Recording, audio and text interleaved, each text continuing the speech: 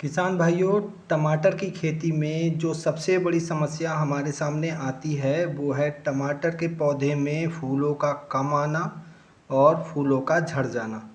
तो आज के वीडियो में हम इसी समस्या के कारण और इसके समाधान के बारे में बात करेंगे। तो चलिए शुरू करते हैं।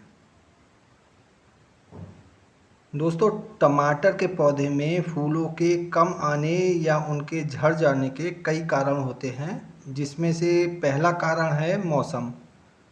टमाटर की खेती में टेम्परेचर का बहुत अहम रोल होता है, क्योंकि टमाटर के बीज को अंकुरित होने के लिए 20 से 25 डिग्री सेल्सियस की ज़रूरत होती है और फूल आने के समय ये टेम्परेचर 18 डिग्री सेल्सियस से 30 डिग्री सेल्सियस के बीच में होना चाहिए। लेकिन यदि यही टेम्परेचर 35 डिग्री के ऊपर चला जाता है तब फूलों के गिरने की समस्या दिखाई देती है। दूसरा जो मुख्य कारण है वो है पानी का सही मैनेजमेंट। यदि टमाटर की खेती आप गर्मियों में कर रहे हैं तो हर 3 से 4 दिन के अंतराल पर आपको पानी देना चाहिए, और यदि सर्दियों में ये खेती कर रहे हैं तो सप्ताह में कम से कम एक बार आपको पानी देना होगा। पौधे के आसपास हमेशा नमी बनी रहनी चाहिए, और जब पौधों में फूल आने की शुरुआती अवस्था हो उस समय पानी देना रोक देना चाहिए, और जब फूल से टमाटर बन रहे हों उस समय पौधे को हल्का पानी देना चाहिए, ताकि पौधे की जड़ों के आसपास नमी बनी रहे। पानी का सही प्रबंधन करके पौधों में आप फूलों की संख्या को भी बढ़ा सकते हैं और उनको गिरने से भी बचा सकते हैं। और तीसरा कारण है उचित समय और उचित मात्रा में पौधे को फर्टिलाइज़र ना देना। यदि पौधे में न्यूट्रिएंट्स की कमी रहती है तो या तो पौधे में फूल ही कम बनते हैं, और यदि ज़्यादा फूल आते भी हैं तो भी ये फूल खुद ही पौधे से टूटकर गिर जाते हैं, ताकि बचे हुए फूलों को पौधा फल में कन्वर्ट कर सके।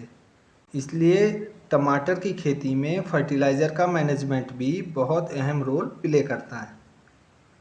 चौथा कारण है पौधे में लगने वाले कीट और फंगस। दोस्तों, टमाटर के पौधे में लगने वाले जो रस चूसक कीट होते हैं वो इन फूलों का रस चूस लेते हैं, जिससे फूल कमज़ोर हो जाता है और गिर जाता है। इसके अलावा भी दो मुख्य और बीमारियां जो टमाटर के पौधे में लगती हैं वो है अर्ली ब्लाइट और लेट ब्लाइट। यह भी पौधे में फूलों के कम लगने की मुख्य वजह होती है। तो इसके लिए हमें लगातार फंगिसाइड जैसे कि कॉपर ऑक्सीक्लोराइड या साफ का प्रोटेक्टिव स्प्रे करते रहना चाहिए। प्रोटेक्टिव स्प्रे का मतलब फंगस के लक्षण दिखाई देने से पहले ही हमें सावधानी रखते हुए बीमारी आने से पहले ही स्प्रे कर देना चाहिए। और जहाँ तक संभव हो टमाटर की खेती हमेशा मल्चिंग पर ही करें, और कीट आदि के बचाव के लिए आप इमिडाक्लोरोपिड जैसे इंसेक्टिसाइड का भी प्रयोग कर सकते हैं।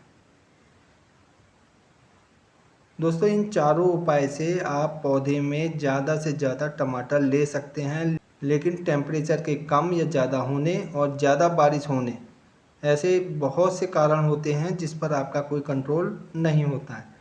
तो ऐसे में पौधा जो है स्ट्रेस में आ जाता है, जिसके कारण भी फूल झड़ने लगते हैं। इसलिए फूल आने से पहले, फूल आने पर और फूल बनने की प्रक्रिया के दौरान आप पौधे पर एक हार्मोन का स्प्रे कर सकते हैं, जिसका टेक्निकल नैप्थेलिन एसिटिक एसिड होता है। ये इस टेक्निकल पर आपको बहुत सारे हार्मोन प्रोडक्ट मार्केट में मिल जाएंगे, जैसे कि प्लानोफिक्स या इसी से मिलते जुलते दूसरे प्रोडक्ट। आप इसका 0.2 ml प्रति लीटर के हिसाब से घोल तैयार करके पौधे पर समय समय पर स्प्रे करते रहें। इस स्प्रे से भी पौधे से फूल का जो झड़ना है वो काफ़ी हद तक रुक जाता है। उम्मीद है दोस्तों आपको वीडियो में दी गई जानकारी अच्छी लगी होगी। वीडियो पसंद आए तो वीडियो को लाइक कीजिए, शेयर कीजिए, और यदि चैनल पर पहली बार आए हैं तो चैनल को भी सब्सक्राइब कर लीजिए। धन्यवाद।